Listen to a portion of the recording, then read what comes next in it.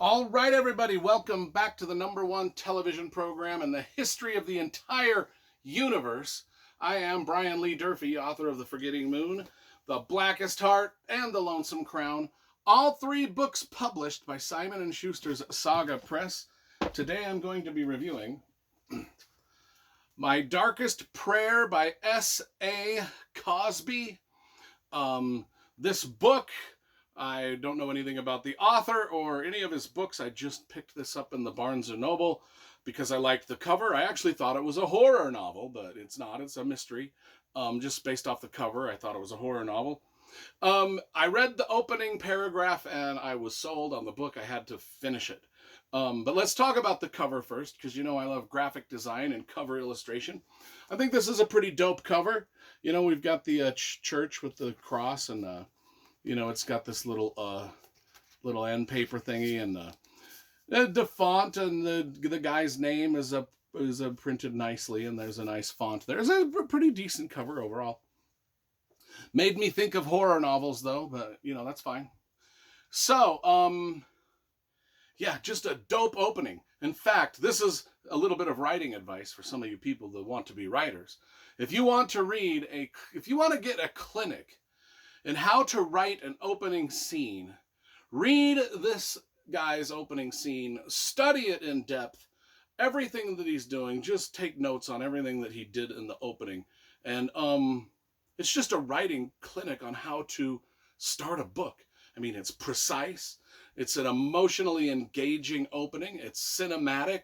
It's got mystery and grim bits of horror and terror, and good dialogue and a description. You know exactly where you are, who is talking to who, and what's going on. It's just absolutely dynamite brilliance, the opening. And the writing stays top notch throughout the rest of the book.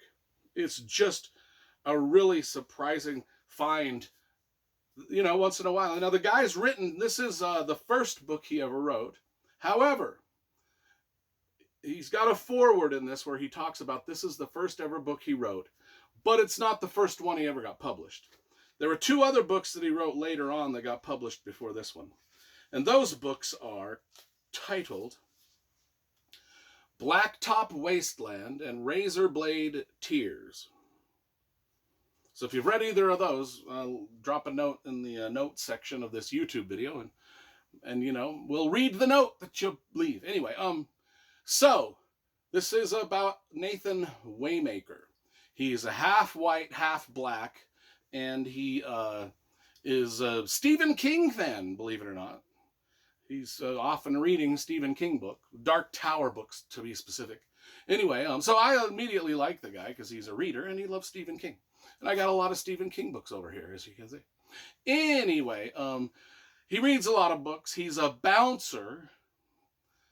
He works at a funeral home. He's a former Marine and a former deputy sheriff. So he's kind of like, he's one of those knows how to get shit done type of guys.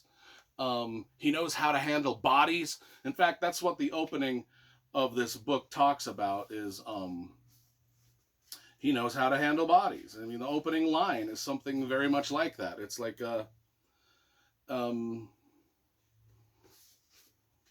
he knows how to handle bodies. Let's just say, I can't find it. Trust me, he knows how to handle bodies. In the Marine Corps, he dealt with dealing with a lot of dead bodies. And as a deputy sheriff, he dealt with that. Now at the funeral home, he's still dealing with it. And on top of that, there's a lot of crazy things going on in this little town that he lives in. And he's got to, you know, every mobster needs a dude that can handle the bodies. That's all I'm going to say. Anyway, so the reason there's a church and a cross on the front of the cover is because one of the beloved local ministers is found dead. Now the churchgoers they ask Nathan to investigate this because he was a former law enforcement, former Marine, a get shit done type of guy. So they ask him to investigate because nobody's investigating it. And now, and this turns into a small town mystery with all of the great characters of a small town that you expect in a little small town mystery book. There's small town racism. There's a conflict of, there's conflict galore.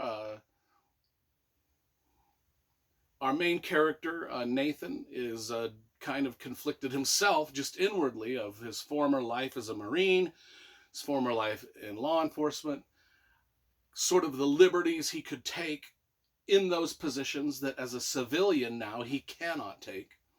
So he's dealing with that. And he's deadly smart. He's a deadly smart man. And he's got to deal with some people that just aren't as smart as him.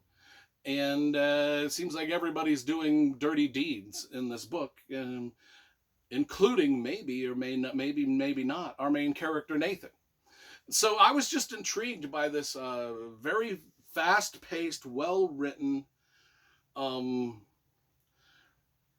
book. Great dialogue, a great little murder mystery here in a small town with a interesting character with a very interesting, sketchy, noble past. I don't know if that makes sense. But I liked it. It was a good book. Very, very pleased that I found this. And I went ahead and ordered the other two books that this dude has written, Razorblade Tears and Blacktop Wasteland. We shall see what those are about. But I give this a solid 9 out of 10. It was a really, really good book, and I'm glad that I found this author.